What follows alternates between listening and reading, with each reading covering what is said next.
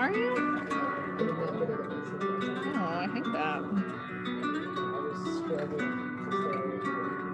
In Petty's class. I am the team captain. Troy, I'm glad you're here. I need to get a new senior quote from you because apparently it's not cool to talk about murder. What did you say? What was his old? I said apparently she was going to kill me. I showed it to Nykirk and I was like, I think everybody's gonna know it's a joke, and he was like, no, I know it's a joke, but like it's not okay. So I was like, okay. How people here like What? how people most people in school like children in school can't talk about murder? Apparently not. I'm pretty confident that, well, I guess maybe like middle school kids might like, who don't know you or me, be like, oh no. So school kids like, woman. Do you remember there was a day this year where you came in and you said nothing, but you pointed at the Starbucks cup on my desk and you just said, white. White. I am a white woman. That's there's no. Okay. Sorry. He's not gonna hurry. He's gonna be there for 20 minutes. What is it today?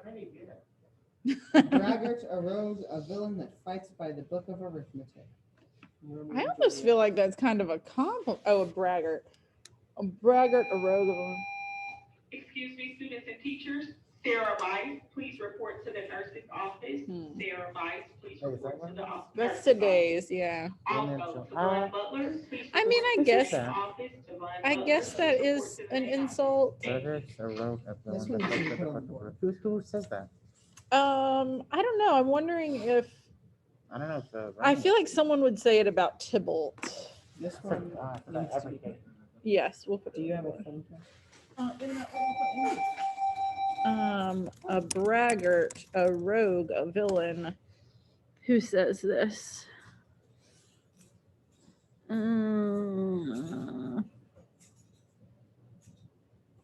is it? Mercutio says it.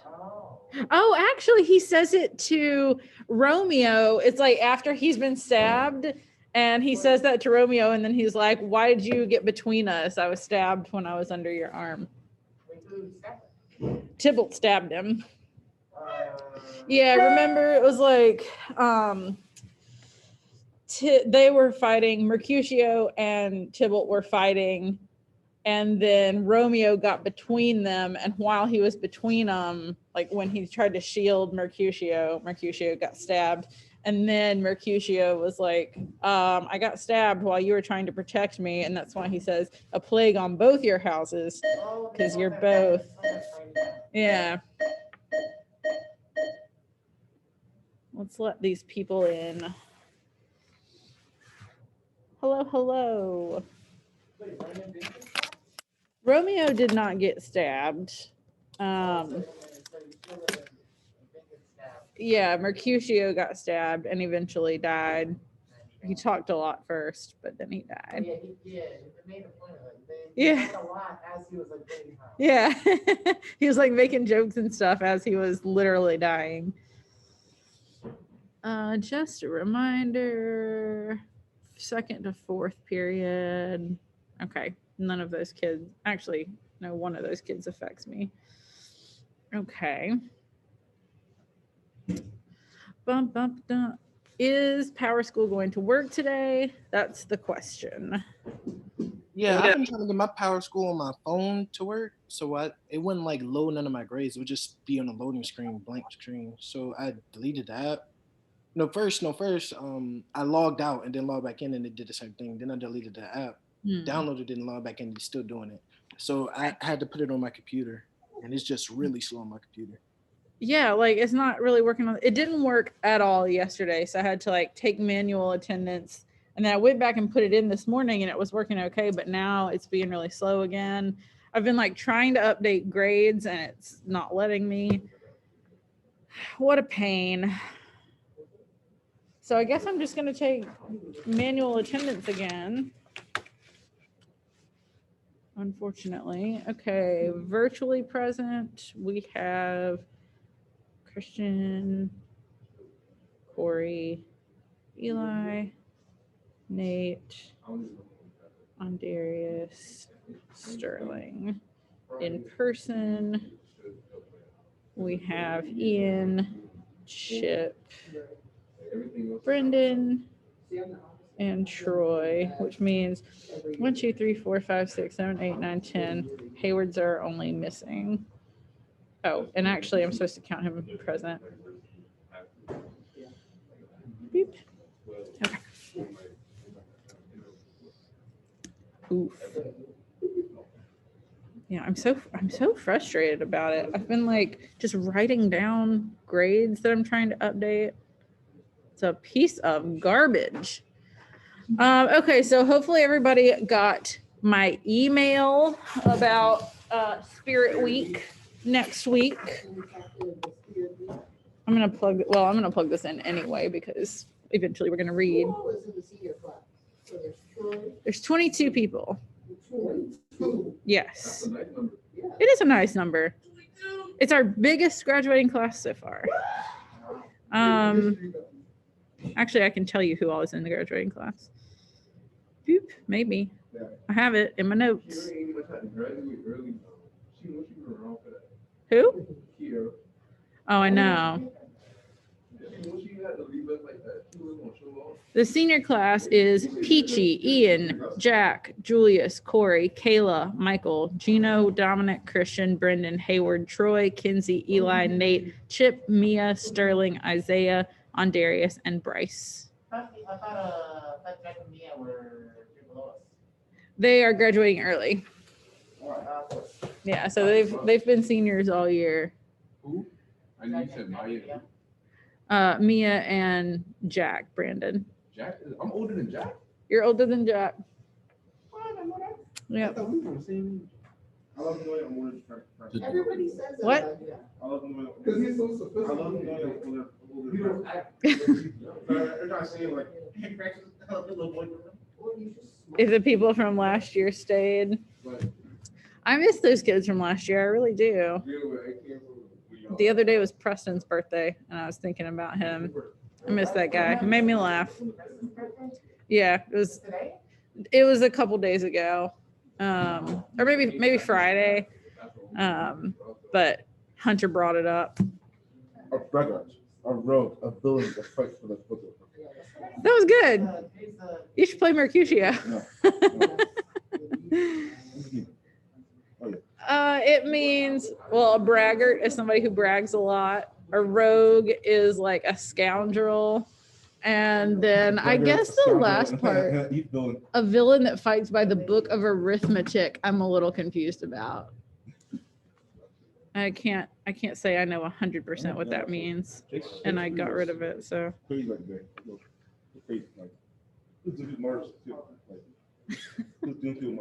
Just doing all kinds of murders all the time.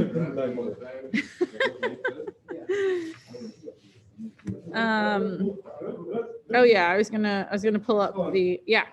I bet theaters like seeing that outside the theater. No, I think they knew.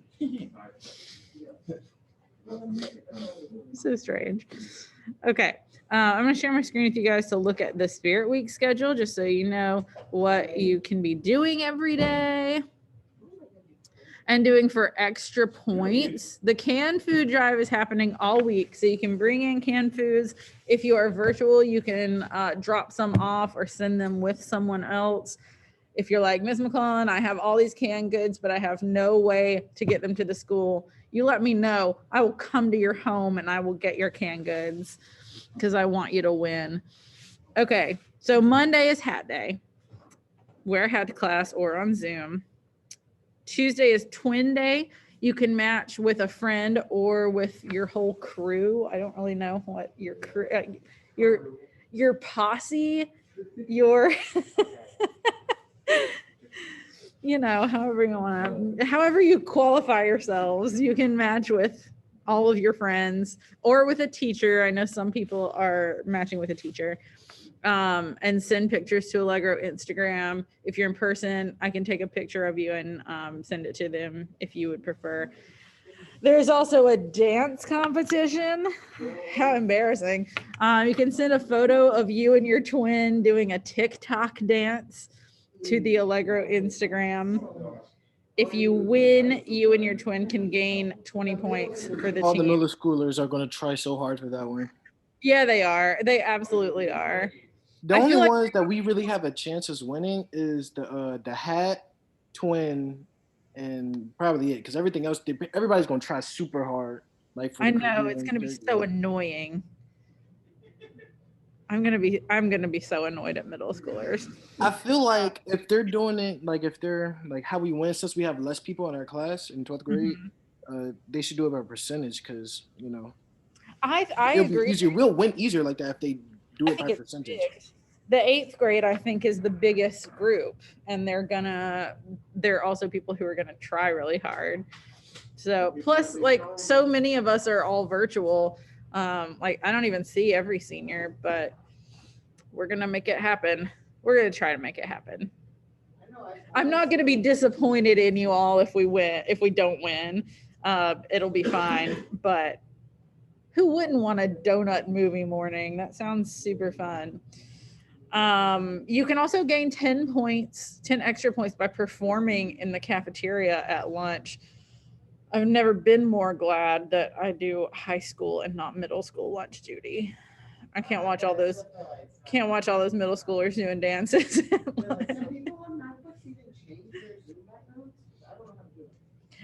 Yes. Well, so my computer's fairly new, but I can do it now. I couldn't do it before, so I'm not sure. Oh my gosh, Dance Like You're in Step Up. Stop. I love the Step Up movies. I'd be so impressed. Well, it wouldn't be like in class, Eli. I don't know how we would work it with the Zoom people. I'm not in charge of Spirit Week, but it would be like an event. So we would like go in the gym or cafeteria or something and watch it. And you would just be excused from class. Wednesday's career day, so you can change your Zoom background to be the background you hope you live in when you grow up. I think that could be like, if you wanted to be a doctor, you could change your background to a doctor's office.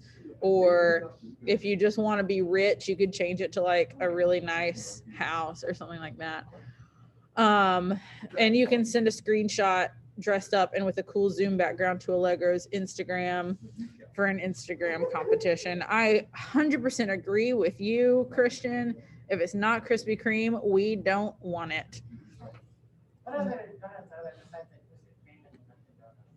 Well, there's like fancier ones like glazed. Yeah. I don't know. But like, so Dunkin' Donuts, I've been seeing commercials that they're doing avocado toast now.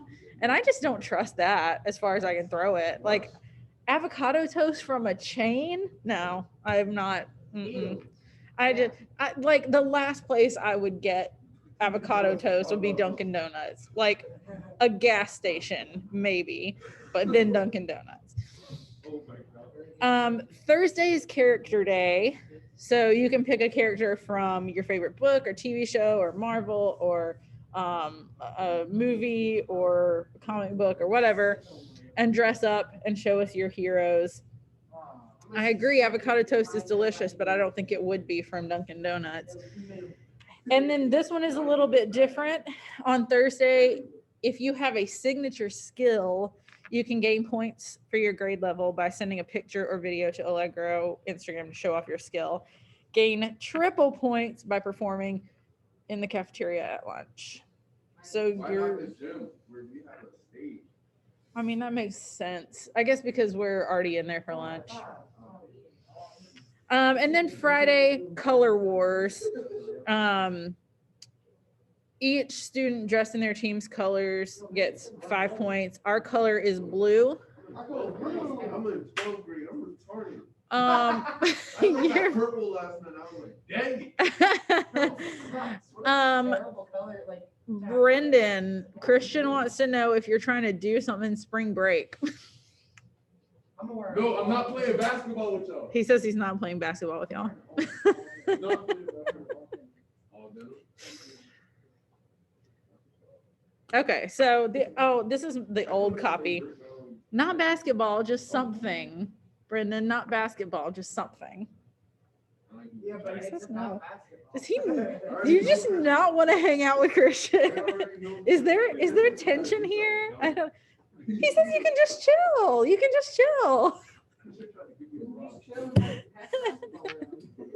You can just chill outside, tossing a basketball between you, and occasionally one of you puts it in the hoop. I don't know what's so bad about that. Look at this. They misspelled my last name. I'm infuriated. That's supposed to be an A. 11th grade? Yeah, and for the record, I would love to beat 11th grade, if nothing else, just because Mr. Nelson is so annoying. And he's been like, he came into my class with 11th graders yesterday and was like, can we just talk about Spirit Week? Who's all in here? Who's all in here? And making a big deal out of it. He's like, he's really trying to coordinate. So the benefit is that they only have 15 kids and we've got 22. I will say a couple of the 11th graders will go far. They'll try to do a lot. Cece will. I feel like LeBron will. LeBron's coming in tomorrow, Dominic's here every day. Dominic's here when teachers aren't here. All right, well, Eli says he's not doing colors for us, so everybody else has to make up for Eli. So Character day, you could do anything. You could. One time I dressed up as Ray Bradbury for a party. You could do Ray Bradbury. He's not a character, he's a person, so that's not good. I am, and I think it's high time you acknowledge that. Okay, we need to get a move on and start reading some Frank today, because we're gonna finish it this week. is next week gonna be Suppose- terrible or is it gonna be? Is it gonna be terrible? Yeah, next week. Is it gonna be terrible or no? It's not gonna be terrible. Why would it be terrible? I don't know. Because some teachers are being nice for the last week before spring break, and some teachers are being really mean. No, you're gonna have a test on Frankenstein, Well, that's but I'm also probably gonna give you 2 days to do it. I think my plan is to have the test on Thursday, and then you can have Thursday and Friday to finish it. And if you're finished with it, you just won't have anything to do Friday except for take attendance. So let me quickly, I'm not going to stop sharing my screen to look at this because I just have to start again. Spring break is the week after next. And then just to go ahead and give you guys a little bit of a warning, actually, for the most part, I'm pretty proud of y'all's grades this year. I know that this year is just really hard and it sucks and it's hard to get motivated to do stuff. But I feel like this class, maybe more than any of my other classes, has done well about staying on top of things and asking for more time when you need more time and just communicating with me, which I think really helps. But that being said, if you're worried, Excuse me, students and teachers, Cassius Bird, will you please report to the main office? Cassius Bird, please report to the main office. Thank you. that being said, if you are worried about your grade, then I just want to reiterate that when we return from spring break, quarter 3 ends on that Thursday. We have 4 days of quarter 3 when we come back. I don't know. It's so dumb. It's bad planning. I probably won't give any major grades during those 4 days. don't give any major grades ever. Well, that's not accurate. That's not accurate. No, I'm just saying. Oh, don't give any. Yeah, don't- Okay. Don't give any major Let's just not have grades quarter 4. Does that sound good with you? I'm totally kidding. That's not going to happen. But I don't know. I think quarter 4 will be okay. Like, I don't think it'll be. Are we gonna do a new book or something? We're gonna do a play, Ooh, play. and then I think we're gonna do short stories. I was gonna try to do one more book, What but is it? The Importance of Being Earnest. It's very punny. But I was gonna try to do one more book, and I like the book, but also it's like it's kind of long, and I don't have like a million great things to do with it. So I think I'd rather just like do some short stories. Yes. Will we watch the movie when we come back from break? We will watch the Frankenstein movie when we come back from break, which I think is a nice way to like ease back into stuff. Believe it or not, the quarter did not just start. The quarter ended, I don't remember 9 weeks ago, I guess, or like 7 weeks ago. Wait, what are you talking about? The quarter did not just start. Obviously, it didn't. What? Sorry, you were really quiet. What do you mean the quarter didn't just start? We've been in the third quarter, right? Oh, Christian asked in the thing, didn't the quarter just start? Oh, that's Chris. That explains why I was a dumb question. We're well into it now. And then we'll only have 9 weeks left. And then you guys are gonna graduate. I do feel like this year has gone by very quickly. Well, each quarter is 9 weeks. So when we get back from spring break, we have like 10 weeks left. Yeah.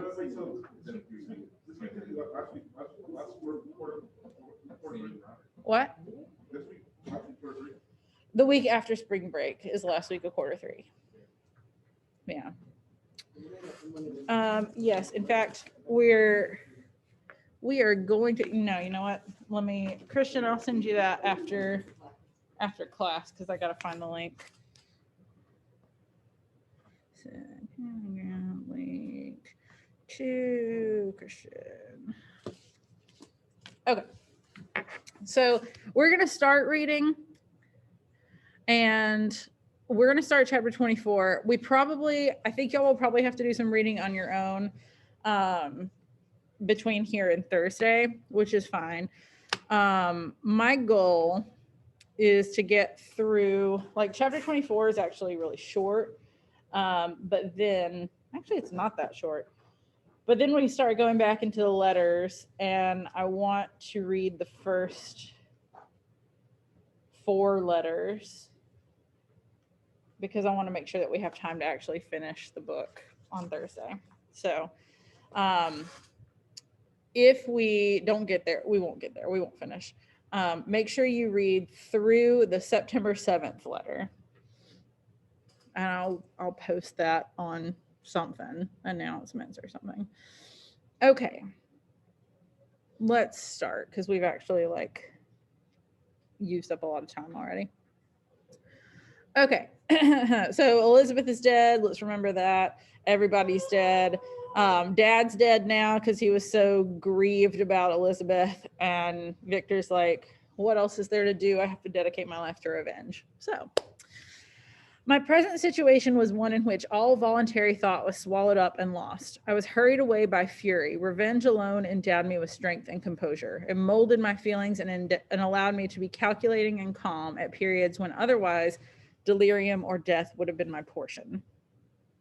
My first resolution was to quit Geneva forever. My country, which when I was happy and beloved was dear to me, now in my adversity became hateful. I provided myself with a sum of money, together with a few jewels which had belonged to my mother, and departed.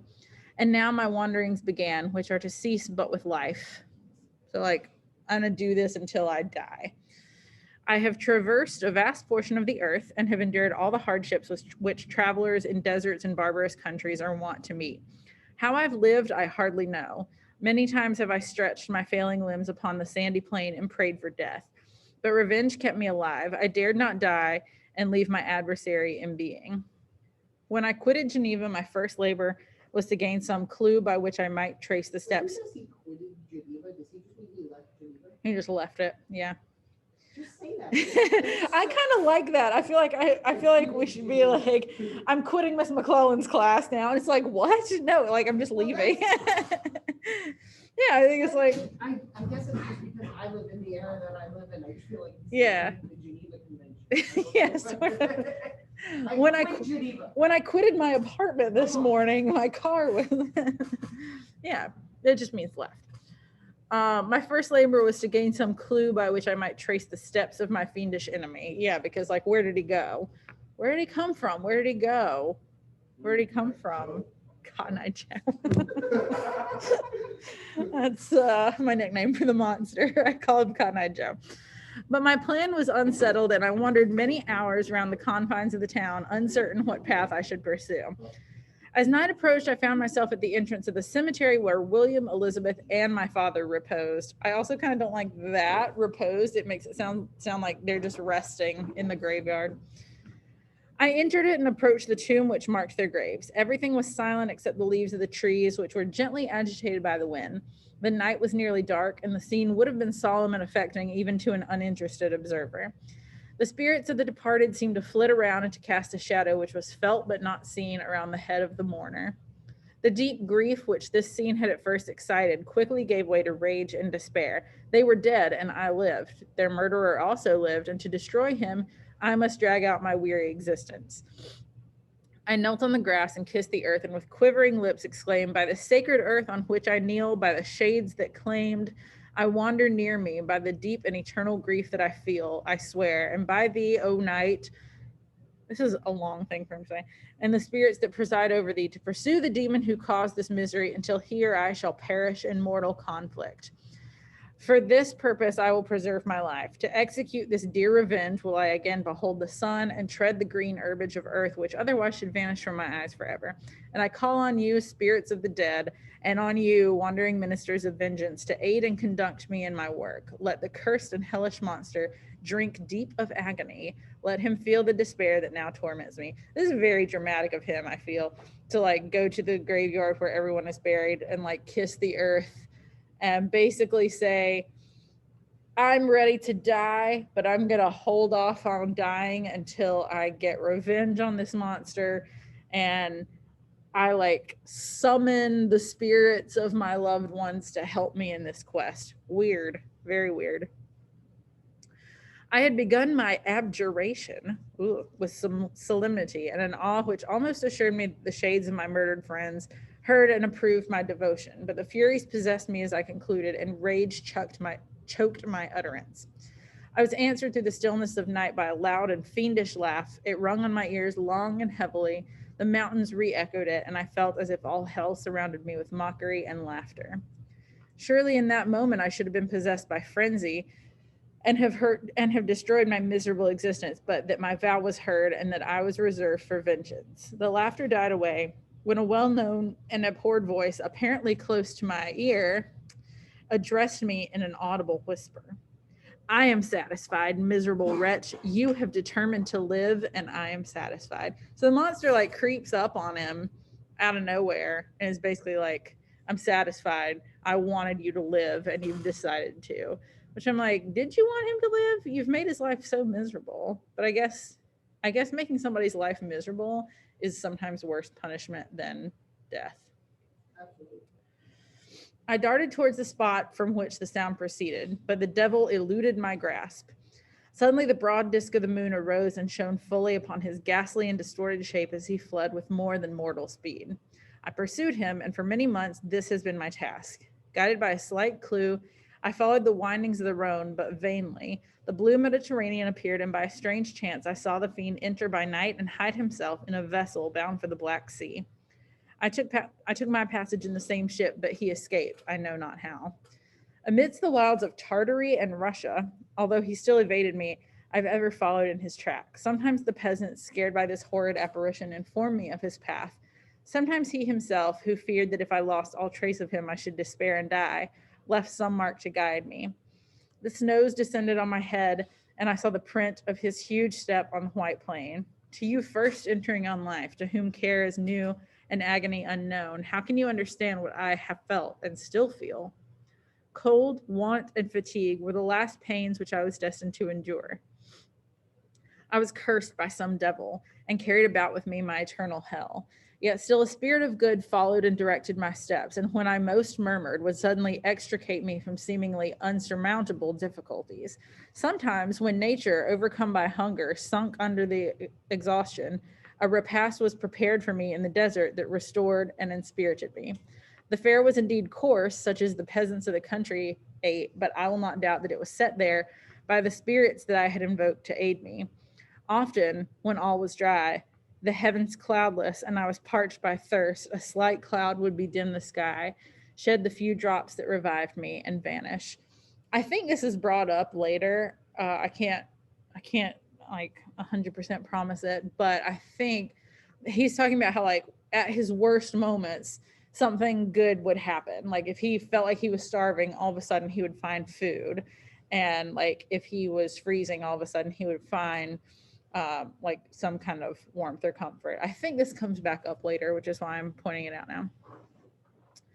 I followed when I could the courses of the rivers, but the demon generally avoided these, as it was here that the population of the country chiefly collected. In other places, human beings were seldom seen, and I generally subsisted on the wild animals that crossed my path. I had money with me and gained the friendship of the villagers by distributing it. Well, yeah, like if you're just handing out money, you're gonna win some friends. Or I brought with me some food that I had killed, which after taking a small part, I always presented to those who had provided me with fire and utensils for cooking. My life, as it passed thus, was indeed hateful to me, and it was during sleep alone that I could taste joy. Oh, blessed sleep! Often, when most miserable, I sank to repose, and my dreams lulled me even to rapture. The spirits that guarded me had provided these moments, or rather hours, of happiness, that I might retain strength to fulfill my pilgrimage. Deprived of this respite, I should have sunk under my hardships. During the day, I was sustained and inspirited by the hope of night, for in sleep, I saw my friends, my wife, and my beloved country. Again, I saw the benevolent countenance of my father, heard the silver tones of my Elizabeth's voice, and beheld Clareville enjoying health and youth. Often, when wearied by a toilsome march, I persuaded myself that I was dreaming until night should come, and that I should then enjoy reality in the arms of my dearest friends. What agonizing fondness did I feel for them? How did I cling to their dear forms, as sometimes they haunted even my waking hours, and persuade myself that they still lived? At such moments, vengeance that burned within me died in my heart, and I pursued my path toward the destruction of the demon more as a task enjoined by heaven, as the mechanical impulse of some power of which I was unconscious, than as the ardent desire of my soul. What his feelings were, whom I pursued, I cannot know. Sometimes, indeed, he left marks in writing on the barks of the trees or cut in stone that guided me and instigated my fury. My reign is not yet over. These words were legible in one of these inscriptions. This is so ominous. I love that he does this. The monster just like carves ominous sayings on trees just to let him know he's still there and he's still in charge. You live and my power is complete. Follow me. I seek the everlasting ices of the north, where you will feel the misery of cold and frost to which I am impassive.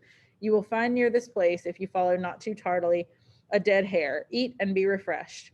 Come on, enemy, we have yet to wrestle for our lives, but many hard and miserable hours must you endure until that period shall arrive. So he's like taunting him at this point. He's like, this is not over until I say it's over. And he even is like leaving him food. He said that he like left him a dead hare so he could eat it, because he doesn't want to die unless he's the cause. Scoffing devil, again do I vow vengeance. Again do I devote thee, miserable fiend, to torture and death. Never will I give up my search until he or I perish, and then with what ecstasy shall I join my Elizabeth and my departed friends, who even now prepare for me the reward of my tedious toil and horrible pilgrimage.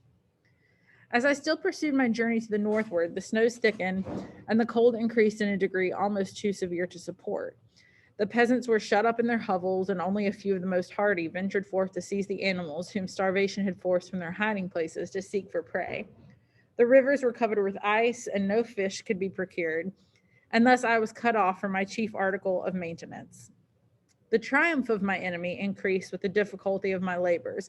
One inscription that he left was in these words: Prepare, your toils only begin. Wrap yourself in furs and provide food, for we shall soon enter upon a journey where your sufferings will satisfy my everlasting hatred.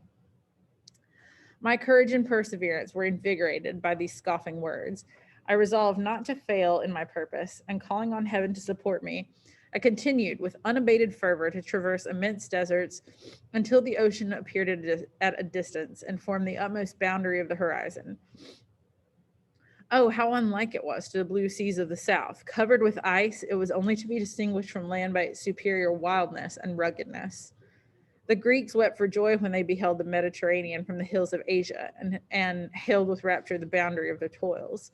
I did not weep, but I knelt down and with a full heart thanked my guiding spirit for conducting me in safety to the place where I hoped, notwithstanding my adversary's jibe, to meet and grapple with him.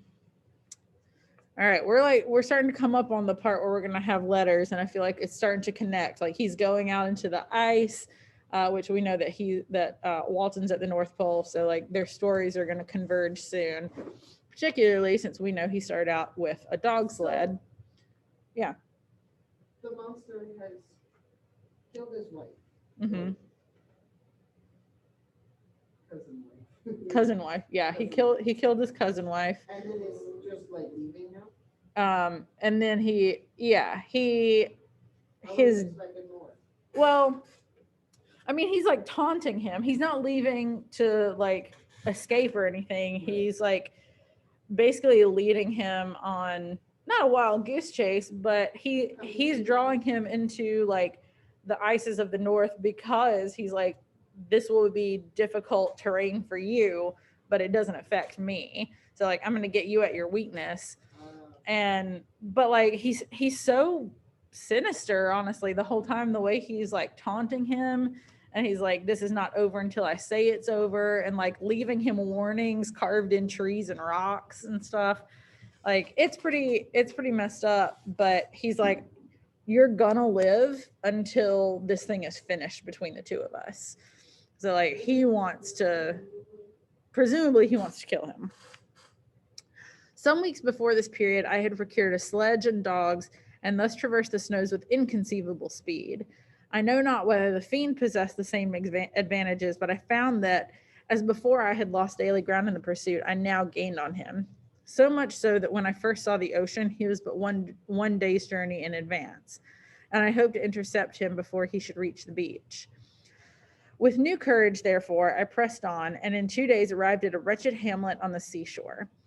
I inquired of the inhabitants concerning the fiend and gained accurate information. A gigantic monster, they said, had arrived armed with a gun and many pistols, putting to flight the inhabitants of a solitary cottage through fear of his terrific appearance. He had carried off their store of winter food and placing it in a sledge to draw which he had seized on a numerous drove of trained dogs. He had harnessed them and the same night, to the joy of the horror-struck villagers, had pursued his journey across the sea in a direction that led to no land, and they conjectured that he must speedily be destroyed by the breaking of the ice or frozen by the eternal frost. So he showed up in this little town, but and like took stuff from the villagers and like got a sled and stuff. But then he left pretty quickly on the dog sled, and they were like, it's okay, he'll definitely be killed by the ice. He'll like fall into the frozen water. Yes. How would Frankenstein be the monster be something in society if he was born this era? How would he be different if he was born in? How would be different? How would society see him as born? You know, I bet society would be a lot more accepting of him now because we're so like concerned with people's feelings now, like, or at least a lot of us are. And I feel like people would be like, hey, we shouldn't judge him just because he looks ugly. I mean, we do like accept people. I mean, that's true. I'm not saying that like he wouldn't be frightening, but I think we would kind of try to be a little bit more like just initially kind to him until we figured out what his deal was. Now, I do think that we would still kind of probably condemn Victor, or at least it would be like a huge controversy. Like, should we be messing with these things? I mean, it's kind of like the thing we did yesterday with like this controversy over whether we should use embryonic stem cells. I feel like it's a similar argument. Like, is that us trying to take science too far? Are we like trying to play God? Are we? It's an ethical nightmare. It really is. Because again, like, his intentions were good. He wanted to make sure nobody ever went through the same grief that he did when he lost his mom. He wanted to eliminate sickness, and he just went about it in a terrible way and then dealt with the results in an even worse way by just like running away and not dealing with it at all. Did I read this? No. On hearing this information, I suffered a temporary access of despair. He had escaped me, and I must commence a destructive and almost endless journey across the mountainous ices of the ocean, amidst cold that few of the inhabitants could long endure, in which I, the native of a genial and sunny climate, could not hope to survive. Yet at the idea that the fiend should live and be triumphant, my rage and vengeance returned, and like a mighty tide, overwhelmed every other feeling. After a slight repose, during which the spirits of the dead hovered round and instigated me to toil and revenge, I prepared for my journey. I exchanged my land sledge for one fashioned for the inequalities of the frozen ocean, and purchasing a plentiful stock of provisions, I departed from land. I cannot guess how many days have passed since then, but I have endured misery which nothing but the eternal sentiment of a just retribution burning within my heart could have enabled me to support. Immense and rugged mountains of ice often barred up my passage, and I often heard the thunder of the ground sea which threatened my destruction. But again, the frost came and made the paths of the sea secure. So I was just looking to see. Oh, okay. By the quantity of provision which I consumed, I should guess that I had passed 3 weeks in this journey, and the continual protraction of hope, returning back upon the heart, often wrung bitter drops of despondency and grief from my eyes. Despair had indeed almost secured her prey, and I should soon have sunk beneath this misery. Once, after the poor animals that conveyed me had with incredible toil gained the summit of a sloping ice mountain, and one sinking under his fatigue died, I viewed the expanse before me with anguish, when suddenly my eye caught a dark speck upon the dusky plain. I strained my sight to discover what it could be, and uttered a wild cry of ecstasy when I distinguished a sledge in the distorted proportions of a well-known form within. Oh, with what a burning gush did hope revisit my heart. Warm tears filled my eyes, which I hastily wiped away that they might not intercept the view I had of the demon. But still my sight was dimmed by the burning drops until, giving way to the emotions that oppressed me, I wept aloud. So he's finally caught sight of the monster, and he's so overwhelmed, honestly, with joy, not at seeing the monster, but at being like, oh, I finally reached my goal, and like, I'm going to be able to end this. But this was not the time for delay. I disencumbered the dogs of their dead companion, sad, gave them a plentiful portion of food, and after an hour's rest, which was absolutely necessary, and yet which was bitterly irksome to me, I continued my route. The sledge was still visible, nor did I again lose sight of it, except at the moments when for a short time some ice rock concealed it with its intervening crags. I indeed perceptibly gained on it, and when after nearly 2 days' journey I beheld my enemy at no more than a mile distant, my heart bounded within me. But now, when I appeared almost within grasp of my foe, my hopes were suddenly extinguished, and I lost all trace of him more utterly than I had ever done before. A ground sea was heard. The thunder of its progress, as the waters rolled and swelled beneath me, became every moment more ominous and terrific. I pressed on, but in vain. The wind arose, the sea roared, and as with the mighty shock of the earthquake, it split and cracked with a tremendous and overwhelming sound. The work was soon finished. In a few minutes, a tumultuous sea rolled between me and my enemy, and I was left drifting on a scattered piece of ice that was continually lessening and thus preparing me for a hideous death. In this manner, many appalling hours passed. Several of my dogs died, and I myself was about to sink under the accumulation of distress when I saw your vessel, Captain Walton, riding at anchor and holding forth to me hopes of succor and life. I had no conception that vessels ever came so far north, and was astonished at the sight. Yeah, well, they never do. This was like a first time. I quickly destroyed part of my sledge to construct oars, and by these means was enabled, with infinite fatigue, to move my ice raft in the direction of your ship. I determined, if you were going southward, still to trust myself to the mercy of the seas rather than abandon my purpose. I hoped to induce you to grant me a boat with which I could pursue my enemy, but your direction was northward. You took me on board when my vigor was exhausted, and I should soon have sunk under my multiplied hardships into a death which I still dread, for my task is unfulfilled. Oh, when will my guiding spirit, in conducting me to the demon, allow me the rest I so much desire? Or must I die and he yet live? If I do, swear to me, Walton, that he shall not escape, that you will seek him and satisfy my vengeance in his death. Asking Walton, basically, like, if I die before I can kill this monster, I want you to take up the mantle and take care of this for me. Like, promise me you will not let the monster live. And do I dare to ask of you to undertake my pilgrimage to endure the hardships that I have undergone? No, I'm not yet so selfish. Yet when I'm dead, if he should appear, if the ministers of vengeance should conduct him to you, swear that he shall not live. Swear that he shall not triumph over my accumulated woes and survive to add to the list of his dark crimes. He is eloquent and persuasive, and once his words had even power over my heart, but trust him not. His soul is as hellish as his form, full of treachery and fiendish malice. Hear him not. Call on the names of William, Justine, Clairville, Elizabeth, my father, and of the wretched Victor, and thrust your sword into his heart. I will hover near and direct the steel aright.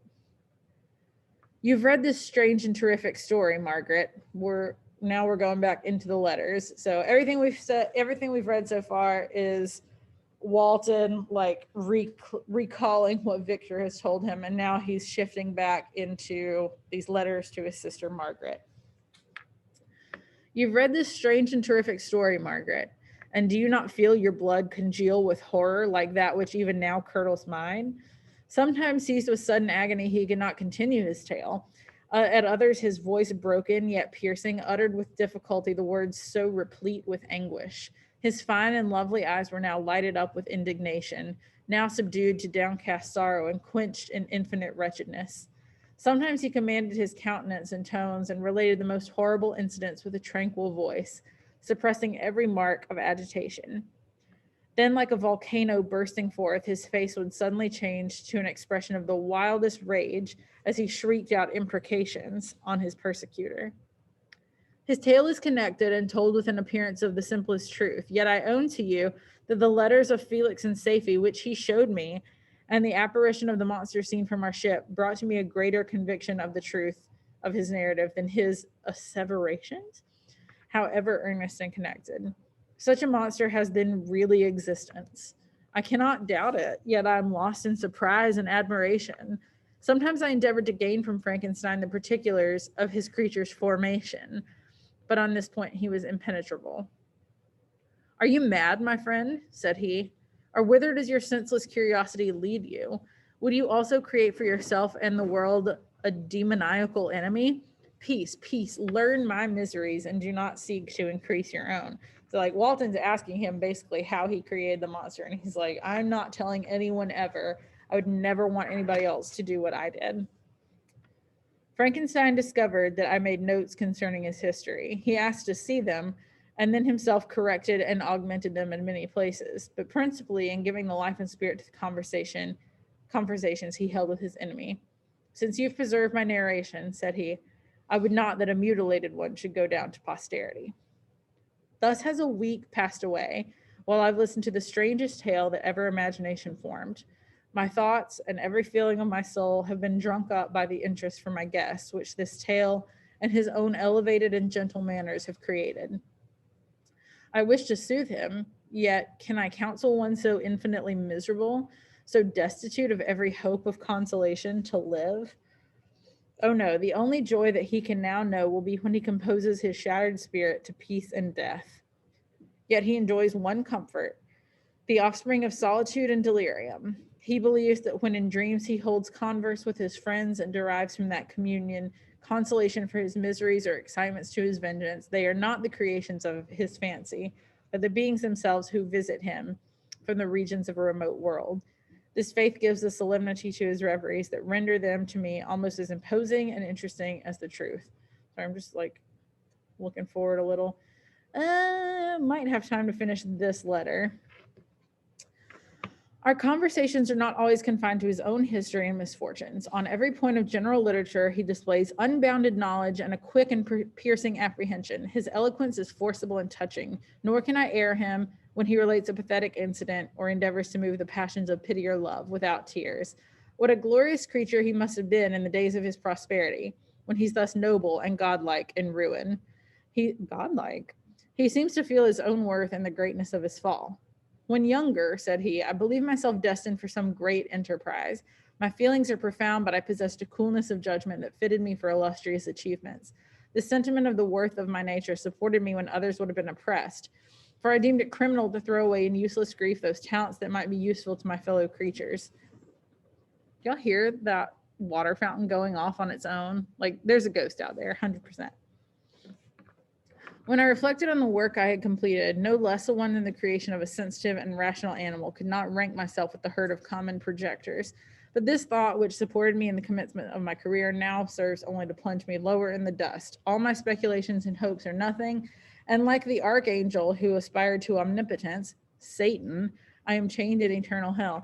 He's kind of making a connection between him and Satan now, whereas the monster made a connection between himself and Satan earlier. Crazy. I am chained in eternal hell. My imagination was vivid, yet my powers of analysis and application were intense. By the union of these qualities, I conceived the idea and executed the creation of a man. Even now, I cannot recollect without passion my reveries while the work was incomplete. I trod heaven in my thoughts, now exulting in my powers, now burning with the idea of their effects. From my infancy, I was imbued with high hopes and a lofty ambition, but how am I sunk? Oh, my friend, if you'd known me as I once was, you would not recognize me in this state of degradation. Despondency rarely visited my heart. A high destiny seemed to bear on me until I fell, never again to rise. Must I then lose this admirable being? I have longed for a friend. Remember, that was like what he wanted in the beginning. I have sought one who would sympathize with and love me. Behold, on these desert seas I have found such a one, but I fear I have gained him only to know his value and lose him. I would reconcile him to life, but he repulses the idea. I'm not going to be able to finish this. I thank you, Walton, for your kind intentions towards so miserable a wretch, but when you speak of new ties and fresh affections, think you that any can replace those who are gone? And he like lists all his friends who have died, blah, blah, blah. He's saying a lot about how like his friends meant so much to him, but now they're dead.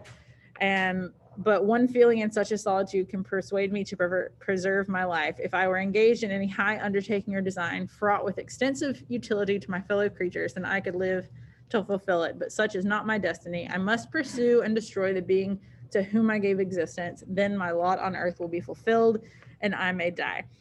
Okay, so between now and Thursday, y'all are going to read this September 7th letter, September 5th, which is a little longer, and September 7th, which is very short.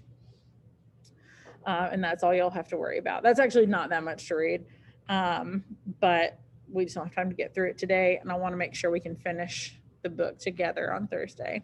So bell's about to ring. There we go. I will see y'all tomorrow.